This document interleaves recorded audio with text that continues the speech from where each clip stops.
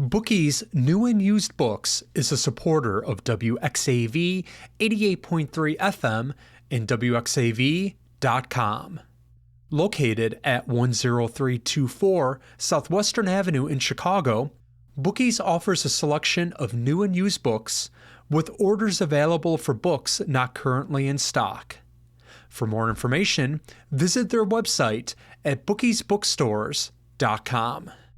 Support for WXAV 88.3 is being provided by Northwest Community Credit Union, located on campus inside the Graham School of Management. The credit union provides its members with a variety of financial products and services to help them achieve their financial goals. Members can access services and bank on NWCCU's mobile app. For more information, visit their website at nwccu.com or call them at 1-800-2BELONG. This is a WXAV 773 Sounds podcast, introducing you to the best local bands in the Chicagoland area. Hi, this is Peter Kreten with 773 Sounds, and I'm really excited for this week's featured artist of the week. His name is Rich Jones, and he is a veteran of the Chicago local music scene, and he brings hip-hop to the people and back to its roots by having a really fantastic turning of the lens onto the plight and the struggles of the everyday person. And I'm really excited because we have Rich Jones here. Rich, how are you today? I'm doing well, thank you. Great. So let's start back at the beginning. How did you first discover music? I grew up in a very musical household, so music was very ever present. My parents showed me a lot of things, and I almost feel like some of my earliest memories would just be them putting on cassette tapes in the car or at home. And, I think going to the very beginning, I feel like specifically I can remember listening to Bob Marley live on cassette tape with my mom when I was very young. And I liked the music a lot, but I also, and this is timely given when we're doing this interview, I couldn't understand how Jacob Marley from Christmas Carol and Bob Marley weren't related. My mom just like, don't focus on that, focus on the music. So just from a very young age, just really was ever present. That's a fabulous story. Now, would you say Bob Marley is one of your inspirations then? Sure. I really like his music a lot. I can't do what Bob Marley does, but I really like his music, and I think in terms of, really good songwriting and kind of catchy music and stuff that sticks with you. Obviously, I listened to a lot of his music growing up, and I think from here, it's kind of been interesting, how you kind of have these entry point artists, and then you're like, wait, there's like a whole other universe. So, obviously still a big fan, but it's been cool to kind of dip off and explore other parts of the genre like dub and, kind of listening to kind of the more psychedelic or like trippier stuff, which I really like.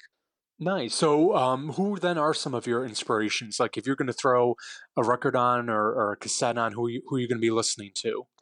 It really just depends on the day and what I'm trying to get done myself. I feel like lately I've been either trying to keep abreast of the projects that my friends are putting out, or I'm listening to, beat packs from people and just trying to live with the music that people want me to make with them. Mm-hmm. And so that's, that can be not necessarily the most interesting answer, but it's true. I feel like, I'm honestly very inspired by my friends. I have a lot of really talented people in my orbit, and I get energized off of what they're doing a lot of the time. If we're just talking about artists that have inspired me and that I think are part of like a kind of a core kind of listening thing, I'd say like Gangstar and Guru is big for me. Edon, Charisma, and then on kind of the musical side of the band side of things. I grew up listening to like the Beatles, Mm-hmm. and Donovan and Bob Dylan and Stevie Wonder, Motown, all over the place with it. And I guess if we were going to do a left field pick, the Latin Playboys, which is a Los Lobos spin-off group, I believe. That was kind of more like their like psychedelic Chicano rock-esque venture, and they have two really good albums, and I find myself going back to those a lot too. And same with like honestly, if we're really talking about it, Jimi Hendrix Electric Ladyland is like a comfort album for me. So when I don't know what to put on, I definitely put that on. That's awesome. I love the Yeah, eclectiveness, and it really shows forth in your music. I mean, you're really like a chameleon with how you develop your beats and your lyrics and things like that. And every album has its own like really cool and unique vibe. And you just released a couple tracks back in October called Swiss Camo, and it's really really cool. I really really like the song. thank Can you. you talk a little bit about your approach for writing that track? For Swiss Camo, yeah. So that's an EP with my friend Nate Fox, Hmm. and for that, it's funny that that song specifically, it came about because I don't know about you, but sometimes I wonder why Facebook or Instagram, whoever is advertising what they're advertising to me. And like for a while there, I was getting a lot of like dead stock, like vintage camo and like military stuff. And one of the patterns that they had was Swiss camo, which actually that was the cover. I actually just took a screenshot just to like save it and remember it. And then I had my friend kind of stylize it because I thought it looked cool. But yeah, so like that honestly, yeah, so that came about as just kind of like, I thought the look of it itself was very striking to me. I like the combination of the colors, and then, the title itself I also found was kind of cheeky, just because like especially in this day and age, I think there's a lot to be said for the camouflage of neutrality, Mhm. both in terms of the ways that it's employed, ways of cowardice, and then also ways of being subversive. I think it can cut both ways, because everyone has an opinion. It's just a question of whether they're going to share it with you or not. And I think, given where we're at in this country, I think that again, there's people that are going to keep their mouth shut as our neighbors and our friends and family are taken away, and that's going to be Swiss Camo. There's also going to be people that you think are down with the program, and they're doing other stuff, and they just don't tell you about it, and that's Swiss Camo. So I think it's both an encouragement and an indictment in the same breath. Yeah, and that's one thing that I really appreciate with your music is you're taking all these horrible things that are happening right now and you're putting it front and center, and you're essentially calling people out and saying, you have to make that choice. You have to decide what side you're going to be on. So when you go in and you're making your music and everything, is that one of your goals is to get people educated when they're listening to your music? I mean, I I think there's a lot to be said for not being, I guess, too literal when we're, like I hate the concept of this is a protest song, or this is, it's just when you're putting it on the nose like that, I think you lose a lot of the poetry and Mhm. magic of it all. I think when it comes to where I'm at, I mean, I spend a lot of time kind of ruminating on everything, and whether that's the good, the bad, the ridiculous, the profane. And I think it's is finding ways to show how, everything is kind of connected, for lack of a better way of putting it. And I think it just so happens that for me, that leads to kind of trying to the hold up the magnifying glass to, certain inconvenient truths, and, trying to confront some of this stuff. But I think at the end of the day, it's also, as much as it's scary to do that, there's hope in that, because once you do that, you can start moving, hopefully in a way that kind of maybe gets us away from these things or pushes us in a different direction. I feel like I saw something the other day that I've been honestly saying at my shows recently, where I'm just like, look, like I don't think any of us has the solution, but we can all be part of it. And, we all have to do like our little bit to kind of just like change things and make things better. And I think when you look at it that way, it becomes far less overwhelming, and it's also far less lonely, because it's Mhm. not some weird one person army experience. It's like, we're all kind of in this together. And I think that's something that I really am trying to impress upon people, is like, the need that the need that we have for each other. Even not in this moment of peril. I think, Quelle, Chris, Cavalier, and Denmark put it right on the head when they said we gonna need each other, and I think that's true. So, I think that's definitely something I think a lot about, is like human, the human connection that can exist. And I say on the I say on something I'm writing recently, you ain't gonna see heaven just because you repent. Wow. And I because I just you see a lot of people that want to put a religious symbol on their body to say, but I'm protected, and that is what allows them to justify whatever awful stuff they're trying to do.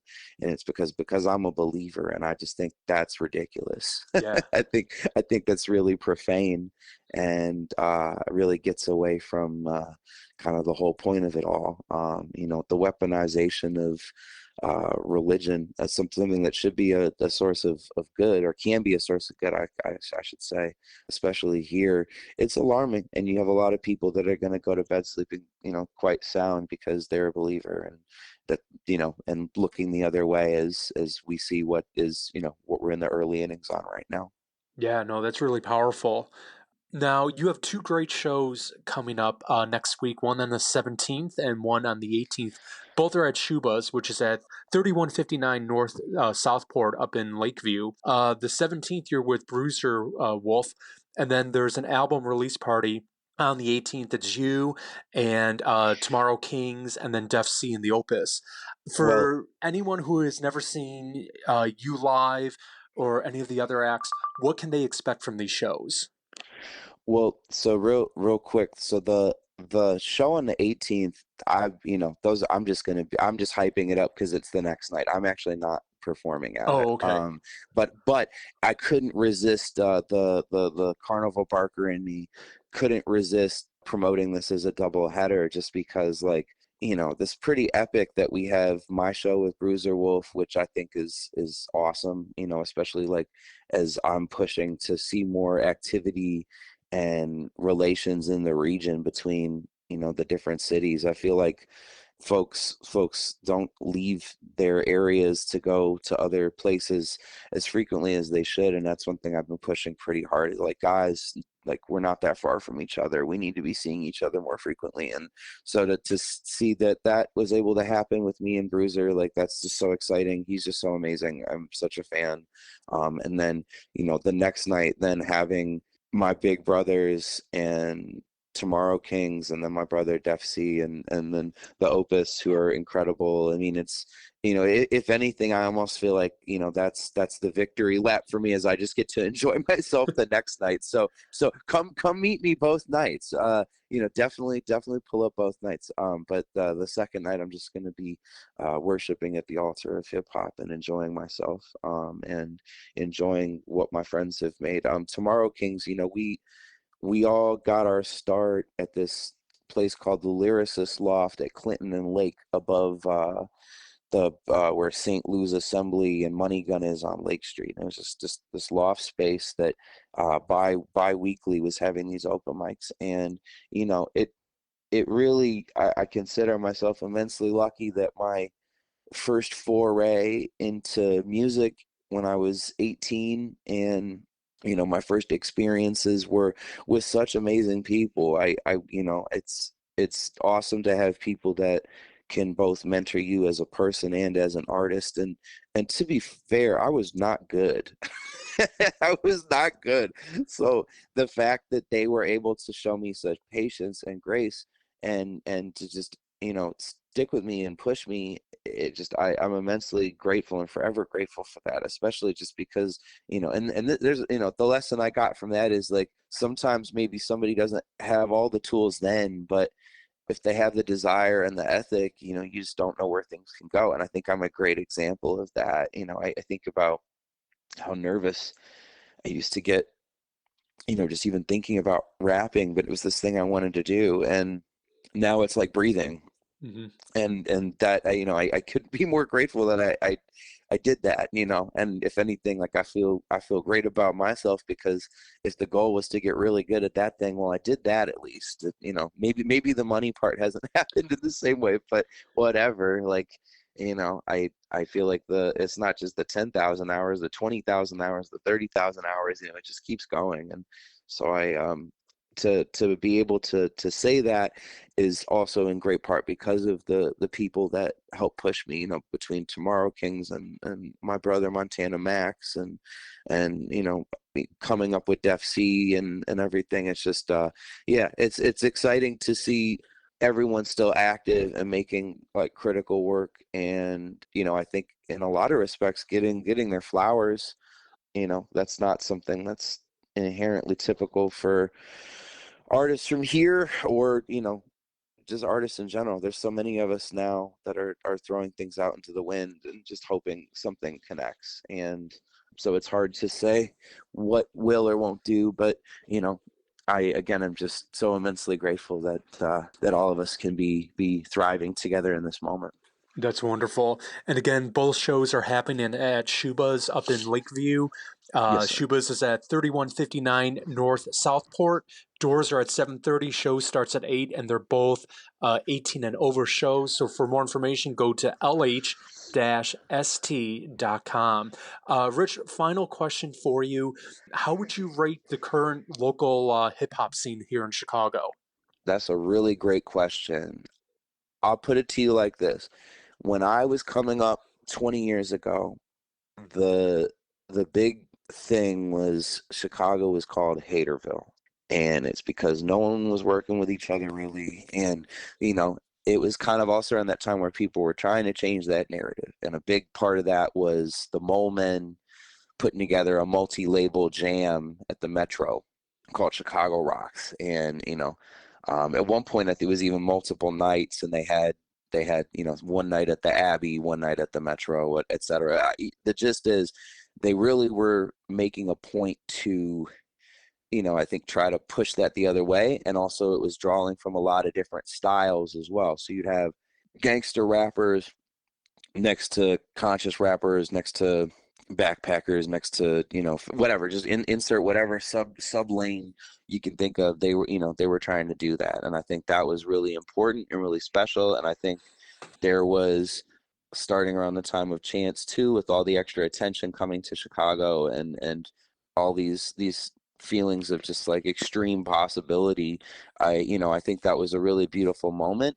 I think that moment is over, and now we're living in the I don't, the wreckage isn't the wrong term, but I mean that connectivity is gone. I think the pandemic has a huge part to play in that as well, because the special thing about where things were at before everything shut down is there was such beautiful cross-pollination happening between the genres, and people were hanging out. Like I feel like our DIY scene was like inherently bringing different genres together every weekend, damn near. And like I just feel like that was so beautiful and awesome. And I feel like hip hop was super strong because you're showcasing your talents for everybody. It's not necessarily just your diehard hardcore rap fan. It's people that just want to be entertained and people that want to see good stuff. And so I think that as the standard was really awesome and healthy, and I think allowed people to, I think, have more imagination in terms of like what they might do or what was possible. With things opening back up in the last few years, one thing I've noticed is a lot of groups kind of went back to their individual lily pads, so to speak.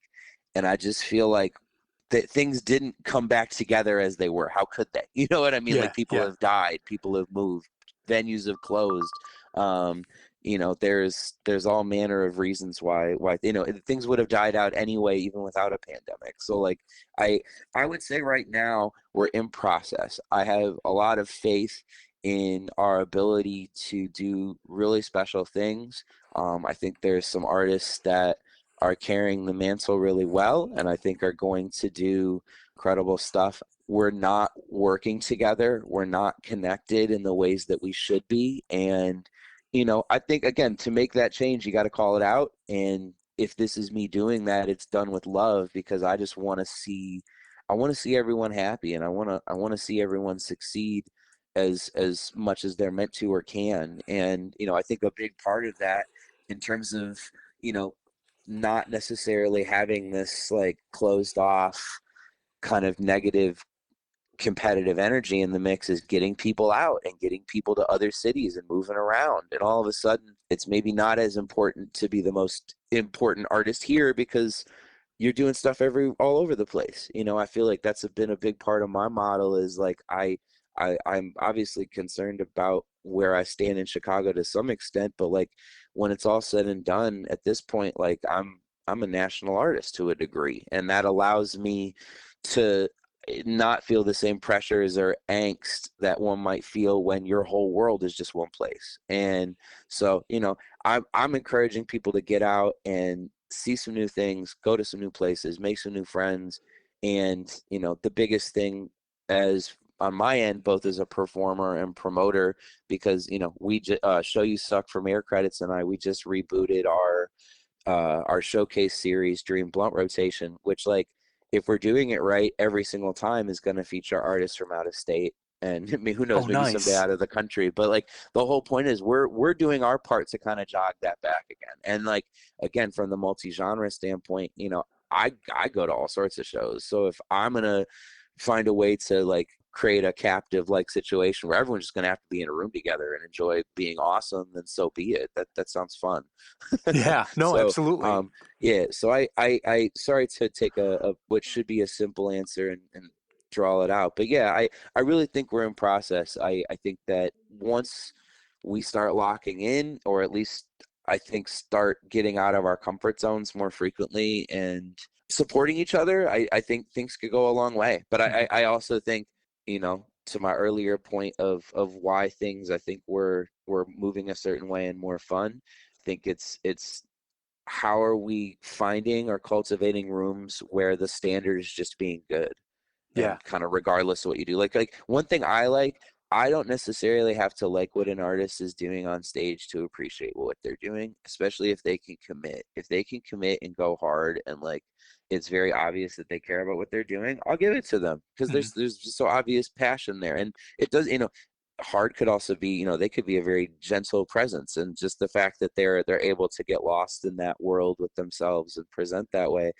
that's super important and special too. So I just I really I'm easy in that way. I can be a bit hard in others, but I really do try to put myself in the shoes of the people that I'm listening to or observing, and think about what they're doing. And especially just as a listener, I want to hear different things, because that's the beautiful thing about hip hop, is you take any genre and can make it hip hop, Mhm. and or have it inform your practice as need be. And I think that's where sampling is like extra cool. It's just like kind of like making something new out of something old, and getting folks excited about that, and kind of hopefully sparking their interest in maybe trying to go back and rediscover some new stuff.